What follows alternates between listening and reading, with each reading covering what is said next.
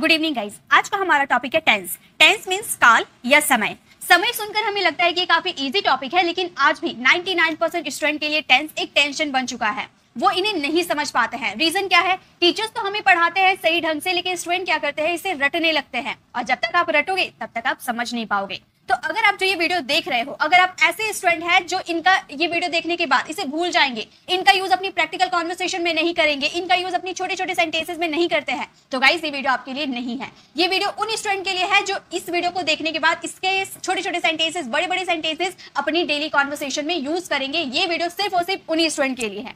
तो चलिए स्टार्ट करते हैं। सबसे पहले टेंस की बात करें तो टेंस में 3 समय आते हैं: वर्तमान काल, भूतकाल, भविष्य काल। वर्तमान काल यानी कि जो अभी चल रहा है, भूतकाल यानी कि जो बीत चुका है, भविष्य काल यानी कि जो आने वाला है।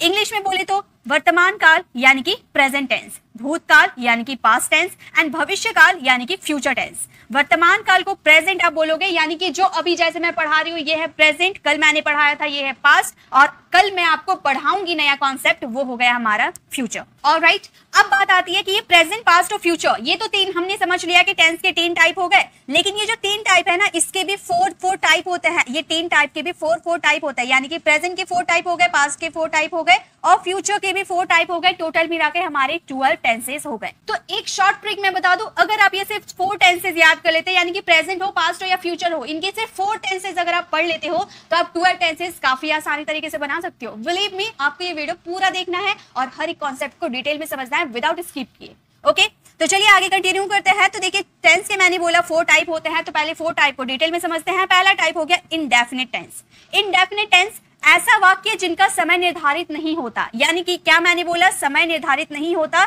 यानी कि ये काम कब से शुरू हुआ है, कब तक चलेगा, ये हमें पता नहीं होता है। कब शुरू हुआ है, कब खत्म होगा, हमें पता नहीं चलता है। जैसे एग्जांपल, मैं अंग्रेजी बोलता हूं, मैं कब से बोलता हूं, मैं कब तक बोलूंगा, मुझे पता नहीं।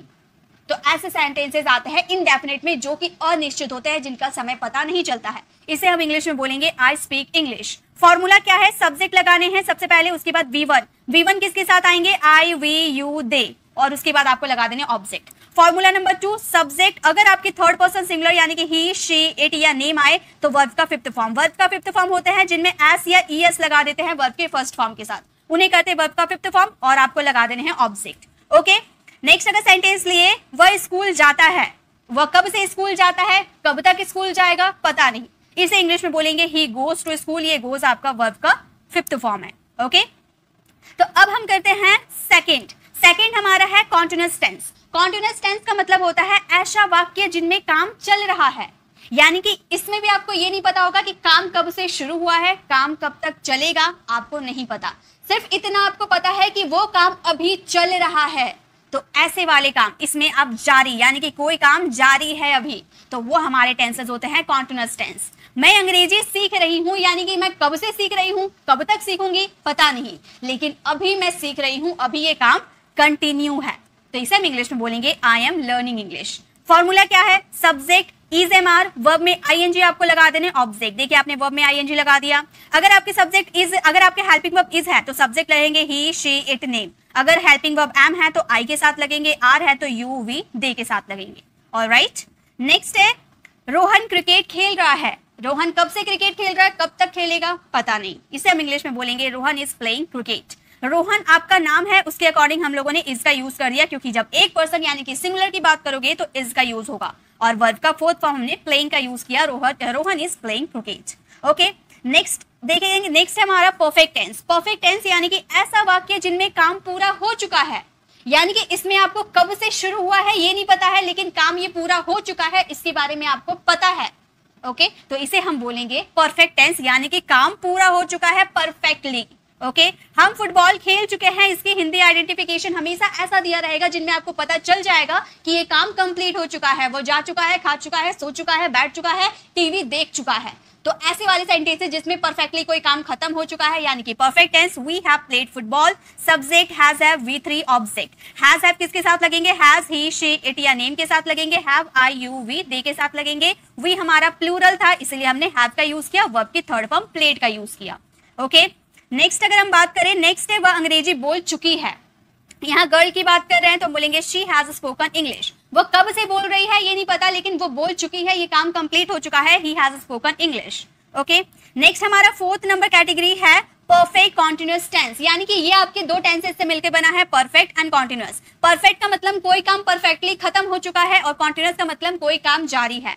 ऐसा वाक्य जिनमें काम पूरा हो भी चुका है और जारी भी है। समझ में आया? नहीं समझ में आया ना? एग्जाम्पल के थ्रू देखिए समझ आ जाएगा। मैं सुबह से अंग्रेजी पढ़ रही हूँ, यानी कि मैंने एक टाइम से, सुबह से मैंने ये स्टार्ट किया काम और अभी भी पढ़ रही हूँ। यानी कि मान लो मैंने सुबह 10 बजे से स्टार्ट किया और अभी 5 बज रहे हैं, ठीक है, शाम के 5 बज रहे हैं और सुबह मैंने 10 बजे स्टार्ट किया था पढ़ना।